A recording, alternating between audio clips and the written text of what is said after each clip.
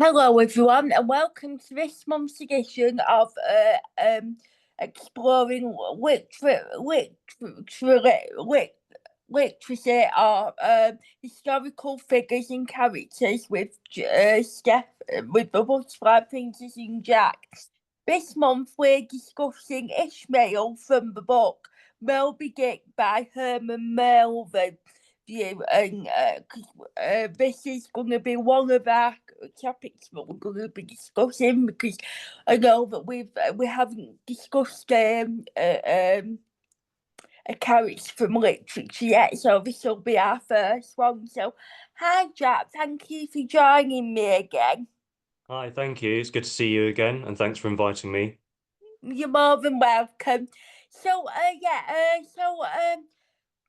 before we start talking about Ishmael, the narrator of the book Moby Dick, could you sort of give us a brief outline of what the story is about? Yes, so the story is it starts in the area of New Bedford and then Nantucket, which are these two areas in America. And it starts with the character that we are going to discuss, Ishmael, who is feels the need to go on this whaling voyage. So it's not actually something necessarily something that he wants to do, or would particularly like to do, but it's this urge that he has, and something he feels he needs to do. And in the course of this, he meets another character called Queequeg, which we'll most probably mention quite soon. And they join the whaling ship, which is called the Pequod, and the captain of this ship is Captain Ahab, which I'm sure many people will be familiar with because of how famous the book is, and also the character, one of the protagonists in this book. And Ahab, we learn, is really hell bent on finding and hunting the whale Moby Dick, who previously had really badly injured Ahab, had taken one of Ahab's legs, and so partly it's a revenge story for Ahab, and throughout the course of the book, we have this journey that takes place on this ship where Ahab is going after the whale, and what eventually happens is that the whale then destroys the ship and most of the crew, and the only surviving member of the crew is Ishmael. So we start with the character of Ishmael, and the book really ends with that same character as well. And that's the rough plot of the story. And also as well, there's a touch on the story that the reason why they're hunting whales is because they're hunting for whale oil. Is that correct? Now that was something in them days that was sort of legal in the time that the book set, but it's now legal today. Yeah, that's Illegal right. today. Yeah, that's right. So, yeah, the whaling was really an enormous industry at that time. So, yeah, during the 1840s and the 1850s, and this book was published in 1851. So, yeah, it's really a time where whaling is one of the largest industries in the world. I think, maybe within the top five or top seven largest industries. And yes, one of the main things was actually trying to get whale oil, which had all sorts of different uses for things like making candles, for actually just say burning for lamps, as a lubricant for machines and things like that. But then also the other things that were taken from the whale. So there was whale meat, for instance, which was eaten more at that time. And there's even things like the whale bones, which would have been used for different objects, and even parts of the whale would have been used to make corsets as well. So yeah, whale oil, and then all the other things which were taken from the whale. Another thing which is called ambergris, which was again more popularly used for things like perfume, even. So there were really a variety of things that were harvested from whales, and yes, it was again quite a widespread industry, also legal, and of course now in many places it's considered illegal. But though some countries will really come try and get around the sort of the legal parts of it, and will still do whaling. There is still some tribes in the Pacific that do whaling as well. But of course, yes, now it's far less common than when this novel was set. Right, so we'll talk about Herman Melville at the end, because it'd be really interesting to sort of finish on why he wanted to write this book, because I know that Herman Melville did a lot of travelling around the Pacific himself, so he gained a lot of experience, and he probably put that in the book. But because we're talking about Ishmael, so Ishmael, of course, is the main character. Could you tell us a bit about him, what he's like as a character, and why he wants to, why he feels he needs to join this ship? Yeah, so what we learned about Ishmael is that he was previously a schoolmaster, so involved in education. He's supposed to be a young man who is from Manhattan. And then at the start of the story, he travels from there to New Bedford. And then he, as I mentioned before, travels to Nantucket, which is this area which is really strongly associated with whaling. And at the start of the story, we have Ishmael, as I mentioned before, talking about this need to really explore and to go on this whaling voyage. So he has this in a sense a strong sense of duty that this has to be done. And going through different parts of the novel, we learn that he is someone who's very observant. So we see this in different parts and in different chapters. He's intelligent, he's well educated, he's very open-minded as well.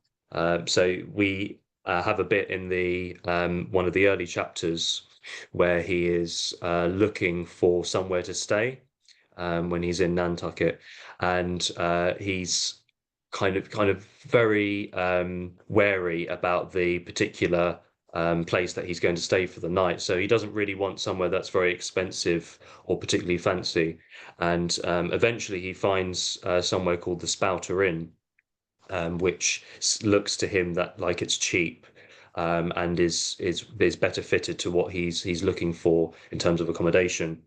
But when he arrives there and he talks to the landlords, he finds out that there isn't actually a free room that he can have to himself. But the landlord then makes the suggestion that he could actually share a bed with someone else.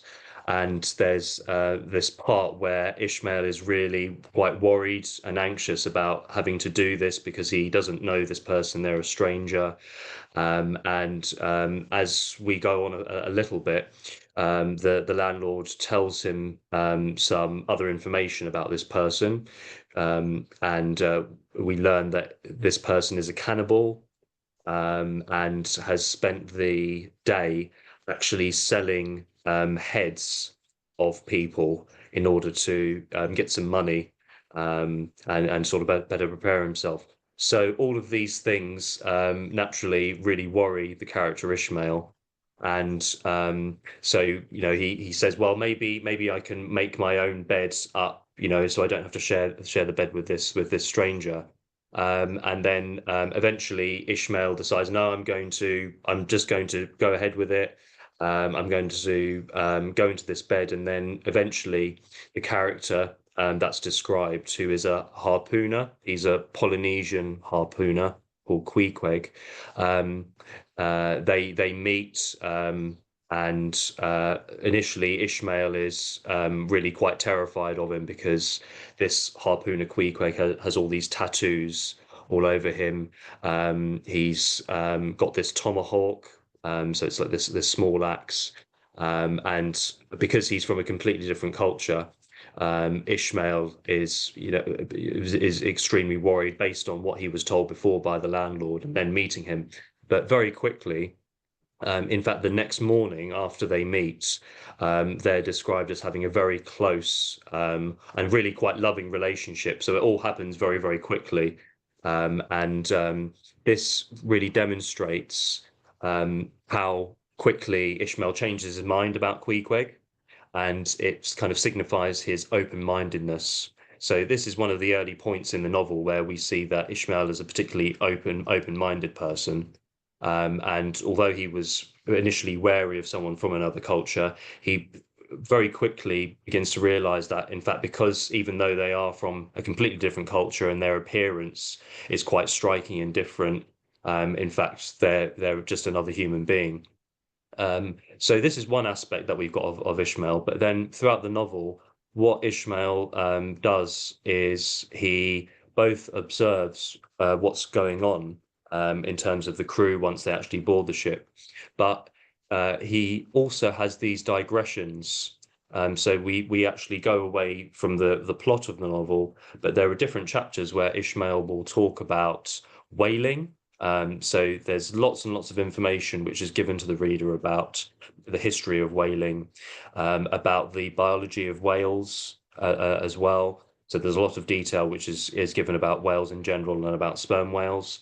And this is something that is interesting in terms of what Melville does, because it's not just this adventure story which includes Ishmael, but Ishmael is really our guide through this story and is delivering all this information, really encyclopedic information, both about the characters, but also about Wales and history as well, and about philosophy.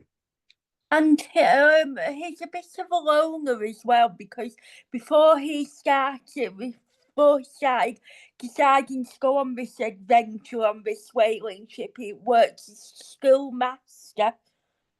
Yeah, that's right. Yeah, as I mentioned at the beginning, we are introduced to him, and he is alone at that point.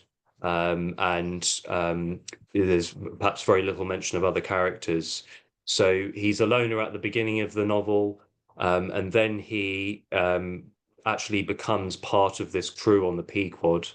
Um, and is involved in all of the activity, many of the activities that the crew are involved in on that ship.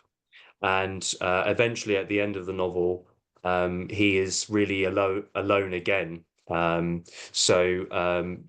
again, if you're looking throughout that, he's observing what's going on with different characters. He isn't alone in this when he meets Queequeg, in fact, because they develop a very, very close relationship, both then and then later on in the novel. They maintain that. But yes, ultimately, he does end up alone once the ship is destroyed, and everyone on that ship is killed as well. And it's also important to notice that there is a character within the biblical narrative called Ishmael, and he's sort of disinherited in favour of his brother Isaac. So, in a way, do you think Melvin sort of based the character in the book of Ishmael to the biblical character? Yeah, exactly. Yeah, I mean, that's a very important detail. There's that famous first line, so very familiar to, I'm sure, a lot of people, which is "Call me Ishmael." Um, and so, yeah, Melville has included this name as you say, it has, it's derived from that part in the Bible in the Old Testament where, of course, Ishmael is disinherited by his father Abraham. And the interesting thing about "Call me Ishmael" is that Ishmael is in fact not he's not saying my name is Ishmael, but he's saying call me this name. So the reader doesn't actually know if Ishmael is his real name or not. Um, and really, we in a sense know very little about him, um, and really about maybe some of the details of who he is in terms of culture. Is he someone who is another a white person who is originally from the areas or these parts of America? There's even some was kind of theorizing that he might be someone of mixed race origin, possibly, um, because later we find out that he is in fact, becomes tattooed as well in a similar way to Queequeg. Um, but yeah, we've got lots of religious references throughout the novel. For instance, the idea of Jonah and the fish, again taken from the Bible as well. We have a part in the book where this story is told in a church as well. And then, of course, we've got a couple of main characters. So Ahab, for instance, is supposed to be a Quaker, and there's another character called Starbuck who's also a Quaker, but the way in which Ahab conducts himself and behaves is not really very closely associated with being a Quaker because Quakers are pacifists, whereas Ahab really represents the opposite of that. Um, but yes, the idea of Ishmael in the Bible being really an outcast and yeah, cast alone is reflected in the naming or the reference to the name of Ishmael in this book as well. Yeah, and just to finish off, I just wanted I just wanted to finish off by talking about, a bit about the author Yeah. Herman Melville, because I did a bit of research and learned that, he sort of travelled a lot on ships. He sort of travelled a lot to these Native American islands and so he did put a lot of his life experience in his writing. Yes, exactly. Yeah, and that's quite clear to see looking throughout the novel because there is a lot of that knowledge which is put down into the novel as well. The knowledge of whales, the knowledge of whaling, and yes, and this is something that Melville did throughout in part of his life. He had sort of quite difficult beginnings in terms of his family, and they weren't particularly successful in the business that they had. But this is part of what he engaged in, which was to go on to things like whaling ships to learn about whales, and his research, of course, involves the incident, which is very what the book is primarily based on, in terms of partly in terms of plot, which was a whale called Moby Dick, which was apparently white in appearance and ended up kind of destroying a ship in which many of the crew were killed, and then only some survived in order to actually then talk about that particular story, that real story, and that's partly what the book is based on, and it involved Melville doing this research, which really partly inspired that plot. But of course, the when he was writing this story, it was not just about an adventure or just about a tragedy, but all of these other things about identity as well. Of course, because they're talking about the different cultures and the fact that whaling ships would have crew members which were really a mixture of lots of different cultures. I mean, there's the reference to Queequeg. There are other characters in the book that are from other cultures as well, Native American, and other parts of the world.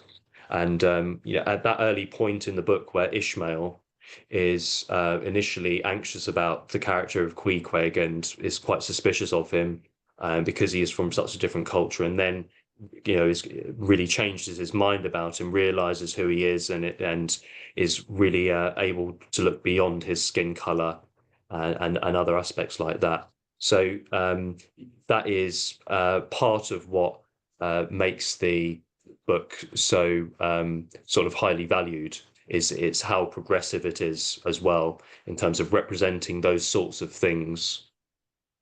And did also, to finish off, did Herman Melville write any other books, and were they as successful as Moby Dick was? Yeah, so he did write some other adventure stories. To name one example, there was another book written called Billy Budd, um, but they don't have didn't really have quite the impact that Moby Dick had. And in fact, Moby Dick, like some other novels, when it was first published, wasn't really a critical success, and it didn't gain lots and lots of attention. But it did get some very good reviews. But then also there were some reviews which were not good. Um, and it did take quite some time, possibly, right into the next century, for it to really be well valued and kind of acclaimed by critics as well. So yeah, it's another one of those instances in which a book or a novel like this was not immediately successful, and people didn't realize just how good it was at that time, and it took some time before it really gained much more attention. Oh, so thank you, Jack, again. That was really informative, and I really look forward to the next episode. Thanks so much, Steph, again. Yeah, I enjoyed that. Thank you. Thank you. So I'll